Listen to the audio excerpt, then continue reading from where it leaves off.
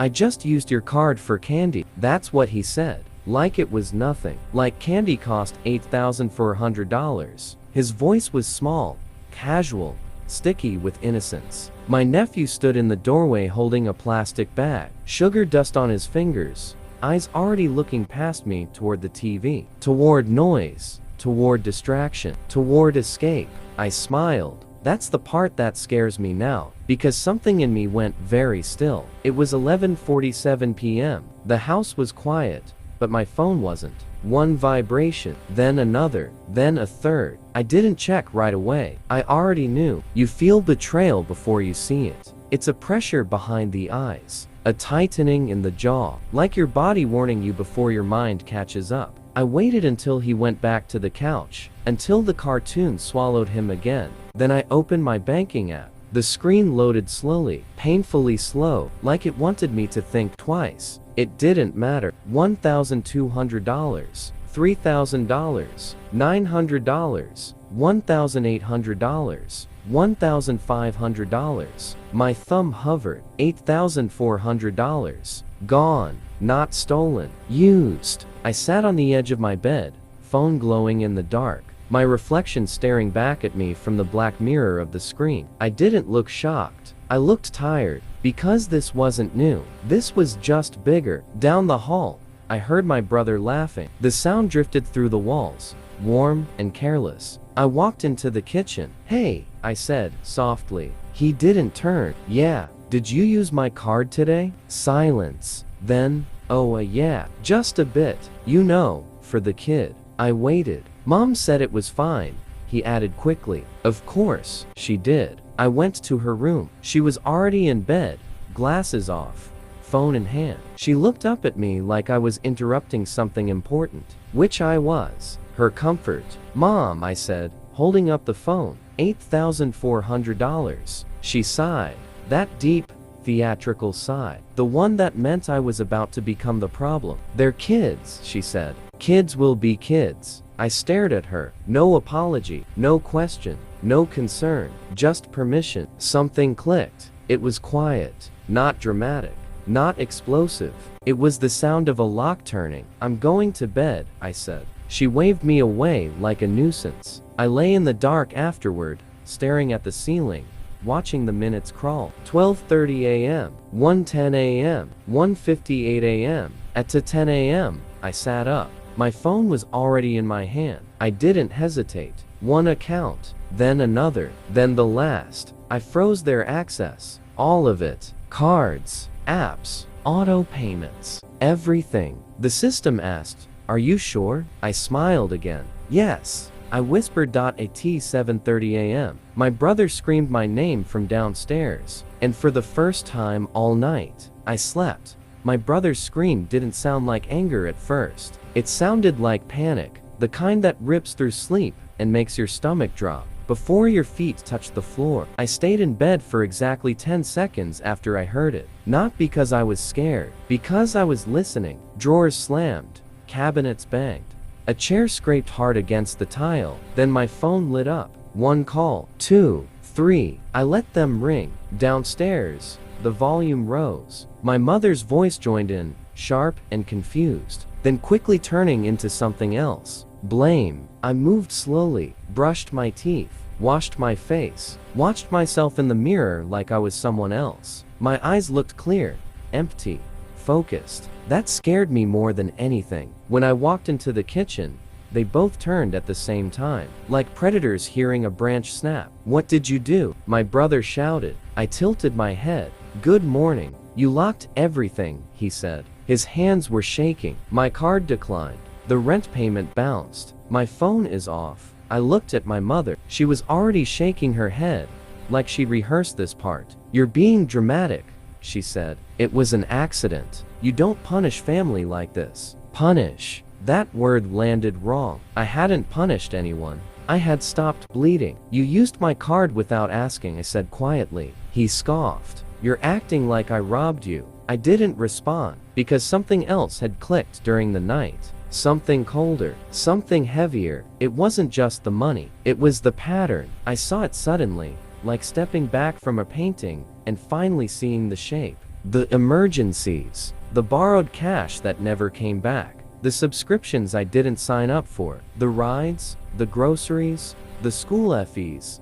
The just this once favors. They weren't mistakes. They were expectations. My mother stepped closer, lowering her voice like she was doing me a favor. You have more than them. You always have. So you help. That's how family works. I looked at her face. Really looked. And I realized something that made my chest go cold. She didn't see me as a person. She saw me as a resource. I thought of the way she'd handed out my card number like a spare key. The way she'd laughed when my brother joked that I was basically their bank. The way no one ever asked how I was doing. Only how much I could give. My brother was still talking. Listing. Reasons. Excuses. Justifications. I stopped hearing him. Instead, I remembered something from months ago, my credit alert going off at AM. A store I'd never been to. A charge I'd ignored because he'd been going through a lot. I remembered my mother telling me not to be selfish. And in that moment, standing in my kitchen, I understood the truth. This wasn't about candy. It wasn't about a mistake. It was about access. And last night, at 2:10 AM, I had taken it away. My brother stared at me like I'd betrayed him. But the betrayal had happened long before. I just finally saw it. They stopped yelling after 20 minutes. Not because they understood. Because they ran out of air. My brother stormed out first, slamming the door so hard the frame rattled. My mother followed, slower, wounded, shaking her head like she was mourning something precious. Not me. The access. Silence settled into the house. I made coffee, sat at the table, opened my laptop. My hands were steady. That's what scared me most. I logged into my accounts one by one. Bank, credit cards, payment apps, subscriptions. Each login felt like opening a sealed room avoided for years. I exported statements, sorted by merchant, sorted by date, sorted by location. The pattern was ugly. Small charges at first. Easy to miss: candy, gas, streaming, food delivery. Then bigger ones, spaced out like they were testing limits. They weren't sloppy. They were careful. I pulled up timestamps and matched them to my brother's work schedule. The charges spiked on his days off. Late nights, early mornings. The same times he said the kids were just watching cartoons. I zoomed out. Months, years. My throat tightened. It wasn't $8,400. It was six figures. Money I'd worked for, saved, planned with, gone in slow, quiet drips. And my mother had known. That realization slid into my chest like ice. I found messages next. Old ones. Screenshots I'd never looked at properly. Her telling him, just use it. She won't notice. Him replying with laughing emojis. My name reduced to a line item. I didn't confront them. I didn't text. I watched. I changed passwords quietly, set alerts, added limits, created new accounts they didn't know existed. Then I waited. The next day, my brother tried again. A charge hit my phone. Declined. 2 minutes late, another. Declined. My mother called. I let it ring. I started tracking something else now: behavior. The panic escalated fast. Calls turned into messages. Messages into threats. Threats into guilt. You're breaking the family. You're ruining the kids' lives. What kind of person does this? I screenshotted everything. At night, I lay in bed staring at the ceiling. My mind racing, but my body calm. It was strange, like I'd been carrying a weight so long. My muscles didn't know what to do without it. I remembered every time I'd said yes. Every time I'd ignored the knot in my stomach. Every time I'd believed that love meant access. I checked one last thing before closing the laptop. A joint account I hadn't touched in years. My mother's name was still on it. I clicked into the transaction history. My breath slowed, because there it was. A transfer from my account to hers. Not once, not twice, dozens. Labeled family support. I laughed. A soft, empty sound. They hadn't just taken, they'd coordinated. And now, they were scared. Not because they were caught, but because I was quiet. And quiet, I realized, was more terrifying than screaming. The report arrived at 6:47 AM. I didn't open it right away. I made tea first, sat by the window, watched the street wake up like nothing in the world was broken. Then I clicked. The forensic summary was clean, clinical and emotional, exactly like I needed. It mapped every transfer, every withdrawal, every shared login. 3 names circled again and again. My brother, my mother, and one I didn't expect. My aunt. The same aunt who always hugged me too tightly, who told people I was independent in that pitying tone, who once said, "You don't really need money, you're strong." She was the one who set it up. Years ago, when I was promoted, when my income tripled, when they realized I wasn't just surviving, I was profitable, they'd added her to the web so it wouldn't look obvious, so the money could move like smoke. I felt something loosen in my chest, not relief, clarity. By noon, I had printed everything, organized it into a thin black folder. I drove to my mother's house without calling. She opened the door already frowning, like she'd been rehearsing disappointment. "Why are you doing this?" she asked. I didn't answer. I walked past her. My brother was on the couch, phone in hand, mid-rant. He stopped when he saw the folder. The room changed. I placed it on the table, opened it slowly, page by page. Bank records, message screenshots,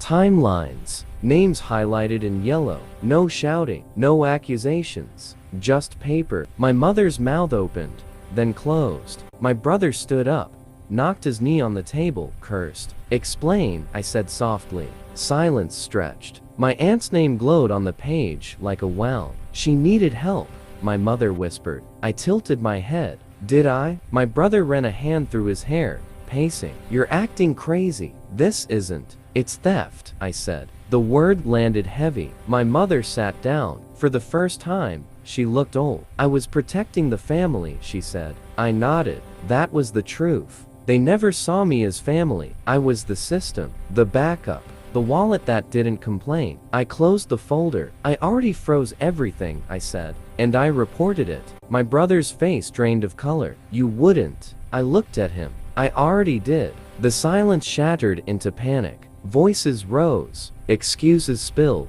But I was calm, because the moment I saw the report, something inside me clicked into place. They weren't confused. They weren't careless. They were intentional. And now, finally, they were powerless.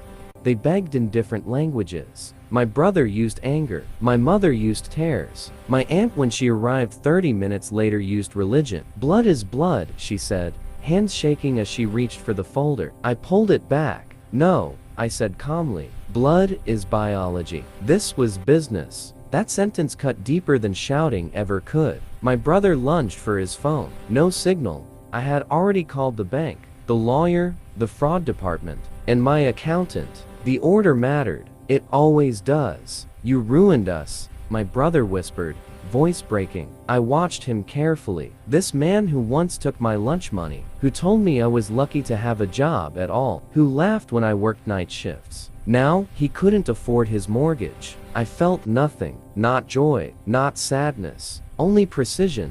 "You ruined yourselves," I said. "I just stopped paying." My mother stood up, swaying. "I gave you life." I nodded once. "And you took from it every month." She slapped the table. The sound echoed. For a second, I saw it in her eyes. The moment she realized I wasn't scared anymore, that I wasn't the child, that I wasn't the backup, I was the exit.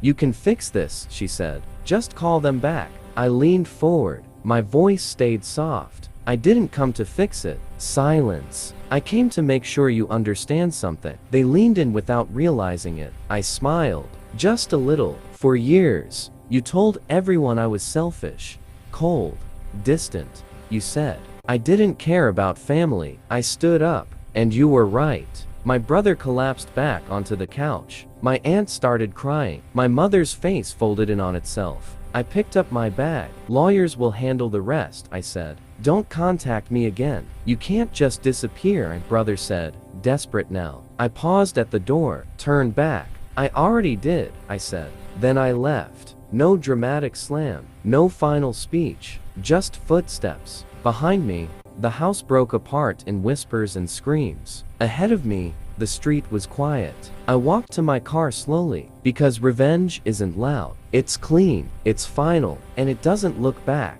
I drove without music. no calls, no notifications, no noise. The city lights slid across the windshield like memories I no longer needed to keep. Every red light felt optional. Every green one felt earned. For years, I thought freedom would feel loud, like a door slamming, like shouting, like finally being seen. I was wrong. Freedom was quiet. It sat in the passenger seat beside me, breathing evenly, not asking questions, not demanding explanations, not needing proof. When I reached my apartment, I didn't turn the lights on right away. I stood in the dark and listened to the hum of the fridge, the distant sirens, my own heartbeat, steady, normal, no panic. I checked my phone once. 19 missed calls, 8 voicemails, all from numbers I had already blocked. I deleted them without listening. That surprised me more than anything. I thought I'd want to hear the regret, the apologies, the cracks in their voices, but I already knew what they'd say. They'd say family. They'd say misunderstanding. They'd say you've changed. They always say that when you stop bleeding for them. I poured a glass of water, sat at the kitchen table, opened my laptop. The transfer confirmation was there. Final, irreversible. My name alone, at the top of the account. I stared at it for a long time, not because of the money, but because for the first time, nothing on that screen belonged to anyone else. No shared passwords, no emergency access, no silent expectations, just mine. I closed the laptop. In the bathroom mirror, I barely recognized myself, not because I looked different, but because I wasn't bracing for impact. My shoulders were relaxed, my jaw unclenched, my eyes clear. That's when I understood something that felt almost cruel in its simplicity. They never loved me. They needed me. And I confused the two for years. I went to bed early that night. No dreams, no nightmares, just sleep. The kind you get when nothing is chasing you anymore. In the morning, sunlight hit the wall in a clean line. I watched it move, inch by inch, across the floor. And I smiled, not because I won, but because I was done. Done explaining, done paying, done shrinking. They would tell their version of the story. They always do. I let them. Because for the first time in my life, their voices couldn't reach me. And that was the real inheritance. I turned off my phone, and finally, completely, I was free.